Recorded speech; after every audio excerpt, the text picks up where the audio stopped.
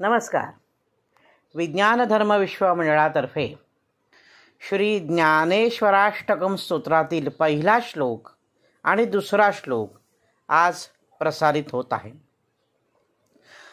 कलावज्ञजीवोद्धरार्थावतारं कलाकाङ्कतेजोऽधिकामोदिवक्त्रं खलानीशवादापनोदार्हदीक्षं समाधिस्थमूर्तिं भजे ज्ञानदेवम्. आता आपण याचा अर्थ पाहूया बरं का. पहिला शब्द आहे त्याच्यामधला कलावज्ञ जीवोद्धरार्थावतारम. कलावज्ञ याचा संधी समास असा आहे कलौ. कलौ म्हणजे ह्या कलियुगात, कलियुगात अज्ञजीवोद्धरार्थावतारम, अज्ञजनांचा मूढजनांचा उद्धार करण्यासाठी ज्यांनी अवतार घेतला आहे ते ज्ञानेश्वर माऊली. कलियुगात अज्ञजनांचा मूढजनांचा उद्धार करण्यासाठी माऊलींनी अवतार घेतला. आणि हे माऊली कसे होते तर कलाकांक तेजोधि कामोदि वक्त्रम. कलाकांक तेज म्हणजे काय की ज्यांची आभा म्हणजे तेज हे अतिशय प्रखर आहे.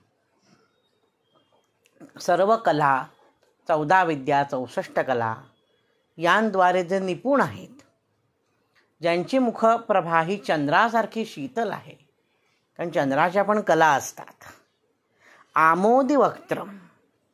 आमोदी वक्त्रम म्हणजे काय तर जे सर्वांवर दया करतात, ज्यांचं मुख म्हणजे वक्त्र अतिशय आमोद म्हणजे दयाळू आहे, ज्यांच्या नेत्रातून सदाधिक करुणा पाझरते, असे हे ज्ञानेश्वर, अशी ज्ञानेश्वर माऊली.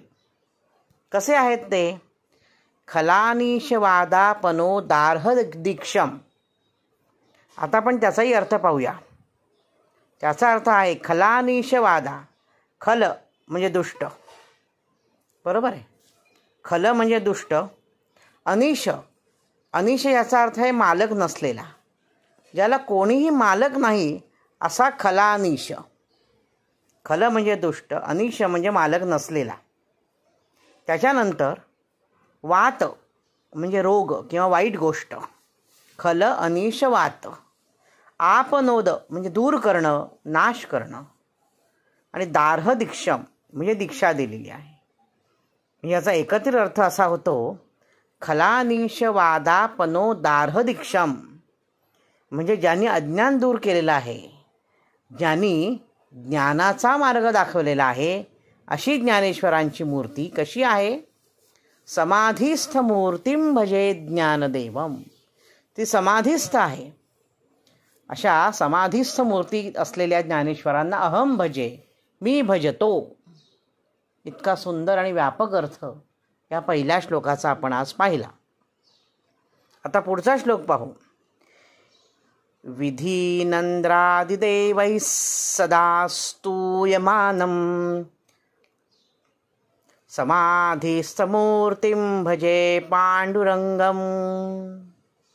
अलङ्कापुरी रम्यसिंहासनस्थं पदाम्भोजतेजस्फुरं दिक्प्रदेशं.